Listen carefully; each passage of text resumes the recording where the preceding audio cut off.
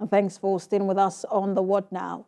September 15th every year is marked as the International Day of Democracy. This year's theme, Empowering the Next Generation, focuses on young people's essential role in advancing democracy.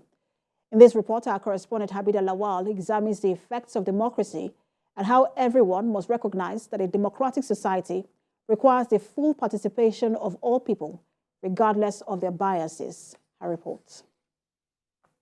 Nigeria's democracy has had a long and troubled relationship with its military.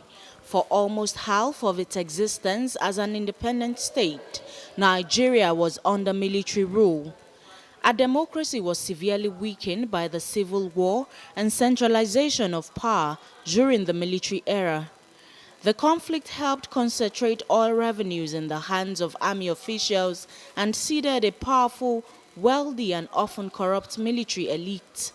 The dictatorships militarized Nigeria's political space and disrupted the flourishing of democratic institutions and culture. The Federal Republic of Nigeria. 3 republics have been overthrown by military coups since independence in 1960, and 2 of the 4 democratically elected presidents of Nigeria's 4th republic headed those military dictatorships. Some commentators say Nigeria is not currently a true democracy due to its entrenched corrupt political class, its dwindling electoral participation, popular suspicion of the ruling class, shrinking civil liberties, and weak democratic institutions. TVC had a chat with Amzat Lawal. I don't get carried away by the noise on social media. But it's also important to recognize that voice and also try to reach out to them because, again, democracy is about dialogue. Most of them are first-time voters, and some of them, because their candidate did not win, they think, oh, because their candidate did not win, then, Nigeria should, stop. No, it doesn't work that way. Given its history and its current trajectory, democracy is essential to the survival of the Nigerian nation. The military government was not more just, accountable, or efficient than democracy, nor was it less corrupt. Given the recent resurgence of coup in Africa, especially in Nigeria's backyard, people who drum the beat of war, they don't know where it will lead, so I don't blame them. And this is also an opportunity where I think that we need to teach more history. We need to make history more fun and have it translate in a way that would relate to this new and younger generation. The theme of this year's International Day of Democracy is Empowering the Next Generation. The UN says it is to encourage young people to get involved in democratic processes so their voices should be heard. No doubt, democracy is stronger when it delivers. Democracy has not yet delivered a considerable uplift in living standards for most Nigerians, but it remains the only system of government which can offer the hope of reconciling the extraordinary plurality of religion, ethnicity, and political traditions of its large population. Habidah Lawal, TVC News, Abuja. And joining me now to speak more on the International Democracy Day is publisher, New Americans magazine, Deba Wajai. Good to have you join us.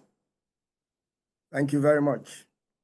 So I wanted to get your thought on this as to exactly, your assessment of democracy around the world, especially because that's the system of governance that is touted as the best. And we've seen over and over again troubled democracy. But what's your assessment of democracies around the world? Yeah, at the moment, we can see that democracy around the world is being threatened in so many ways, in different ways, depending on which side you are. But some parts of the world, they are still holding onto it. For example, if you look at Africa, what is going on right now in several countries in Africa, where actually we're supposed to have democratic institutions, but we are having the military coming in to remove democratically elected presidents in Africa. And here, especially in the United States, we had an election, 2 years ago, and we have a sitting president that didn't believe the election, was right. It's also a threat to democracy. And like the reporter rightly said, our neighbor, Niger in Nigeria, they've just planned, the military just planned a coup and they removed an elected president. So we hear this all over in Asia, in South America, everywhere. And one can safely say, Mr. Wajai, that there is no democracy around the world without its challenges. I mean, the U.S. is still battling with the consequences of the January the 6th insurrection. We've seen in Britain, where you've seen the high turnover of prime ministers. But here in Africa, it is now, especially in West Africa, it is now a matter of coups, like you mentioned earlier. And I wanted to ask you what you see as the gaps between the developed democracy, as it were, and the emerging democracies. Yeah, there's tolerance in the developed democracy. There's, it's actually democracy is like it is an evolution. It continues to improve. There will be, a law at a time, but at the same time, it's reviewed, it's looked at, and it's improved. But what we have in third world countries, especially in Africa, is there is no accountability, especially on the part of people that are elected, to govern. And so there is no patience, there is no tolerance to want to have that. And so there is that cry for government to be changed. But if there is accountability, especially in governance, you can be assured that there will not be cry for alternate, because the alternate that Africans always cry for is the military. We've passed through that path, before, especially in the late 60s and early 70s. It never worked. And so what we need, especially to make democracy survive and sustained in Africa, especially West Africa, is to have people in government that are accountable, people in government that can, allow the people to trust them, so that at any time there is election, at any time there is whatever process that we need to establish and instill democracy, it has to be fair. And so another thing I want to add is we need to start evolving our own kind of maybe regional, cultural democracy, where we want to appreciate the fact that we have so many ethnics, in Africa.